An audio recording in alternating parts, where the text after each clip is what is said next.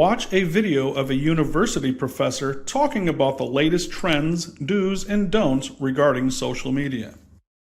Okay, class, let's get started. We have a lot to cover in this lesson. So, to pick up on our discussion about social media, let's go further and talk about how our online presence affects our real-world life. As you know, in 1997, social media was born. At that time, only 1.7% of the population used the internet, and with it, the first recognized social media site, 6 Degrees. At its peak, the site had about 1 million members. It was considered a fairly large internet company at the time. Fast forward to today, and 6degrees.com is gone. It has been replaced by other social media giants.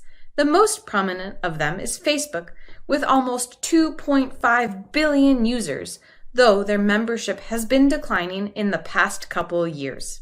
However, in total, there are more than 3.7 billion people who have profiles on some sort of social media platform.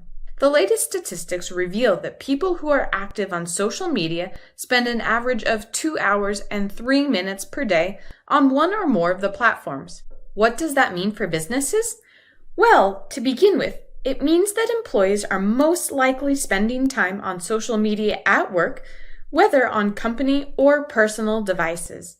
In fact, for a growing number of people, staying active on social media is part of their work. However, since social media was started as a way to connect with family and friends, the lines of propriety easily blur when personal and professional relationships commingle on social media. Add to that the permanence and speed with which digital information, and probably more importantly, misinformation, can be shared, and social media relationships and usage at work have become a dangerous place to hang out. That is, if an employer and employee aren't on the same page with what constitutes good social media etiquette. In other words, if you share opinions that your company doesn't like, your job could be in jeopardy. So, let's take a look at a few things we should do and some things we shouldn't do on social media that will help companies maintain their brand standards and keep employees out of trouble. Let's start with some things we can do. First of all, the company should have a social media policy that is easily understood by all employees. The importance of this cannot be overstated. This should cover not only the use of the company's social channels, but also how employees portray the company on their personal pages. Companies can also address using personal social media on company time. Too much time on social media can definitely affect worker productivity, and many employees choose to block it or install firewalls. However, research shows workers whose employers have at-work social media policies spend less time on social media for personal reasons. Most employees follow the policies if there are policies. The second thing companies can do is use social media to build their brand and help employees advance their careers. It's also a good idea to keep personal and professional accounts separate to minimize risk and maintain privacy. Just remember, anything that is posted is never really private, and even personal posts can get you into trouble at work. Positive content about your company and insightful thoughts on your industry, along with some fun personal posts, could help enhance your reputation and career. A general rule of thumb is that if you have to ask yourself if it's a good idea to comment on a post or share a photo, meme, etc., it's probably best to skip it. If you are prone to oversharing, make separate accounts. Don't take chances when it comes to the reputation of your company and your position with them. Third, be familiar with how different social media platforms are used differently. They were built differently for a reason. Once you understand what each medium is used for and use it accordingly to how it's designed, you'll have better interactions and engagements. For example, while basic decency should be used across the board, pay attention to how Twitter, Facebook, and LinkedIn are used and follow suit. Different types of content work best on different platforms. Now, let me address a few things we shouldn't do with social media. First, don't overuse hashtags. It can become burdensome to your friends, followers, etc. Another thing is not to type in all caps unless your intention is to yell. Also, while some people may post the same exact thing across multiple platforms, I suggest adding a bit of variety to each platform. This isn't a rule, but it is a best practice on all platforms.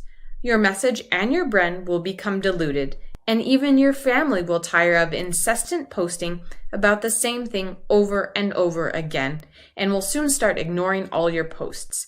No one wants to be spammed. Next, by all means, do not be rude, divisive, or combative. Research shows workers are more likely to discover information on social media that lowers their opinion of a colleague than improves it. While you are certainly entitled to your opinions, think before you post or comment on another's post in an inflammatory way. Besides, no argument has ever been won on any social media site.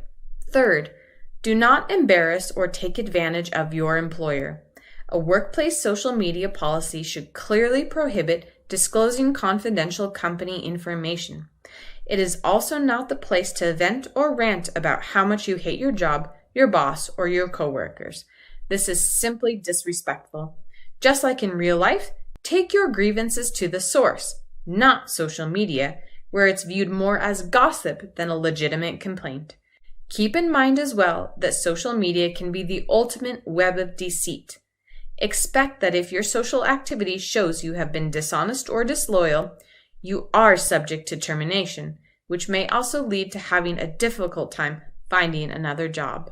Now, let's talk about friends or followers. Should we connect with our colleagues? Well, that's up to you.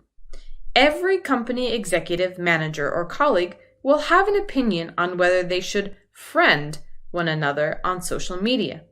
Some will do it while others shun it like it's the plague. After all, our work family often does become like real family, but not always. Personally, I don't like to connect with employees and colleagues on social media unless they really are my friends. In those special cases, I enjoy learning about their families and sharing mine with them. It can be a great way to build relationships outside of the office. However, I respect that everyone may not feel the same way. There you have it. That's my short lecture on the do's and don'ts of social media in the workplace. Now, your assignment is to go home and clean up your social media so there isn't anything on it that would keep you from getting a job after graduation. And when you are on social media, be nice. It's not as hard as it may seem. You can start by ignoring and even blocking anyone who is mean to you. They aren't important. What you do is what is important. Okay, class. See you next time.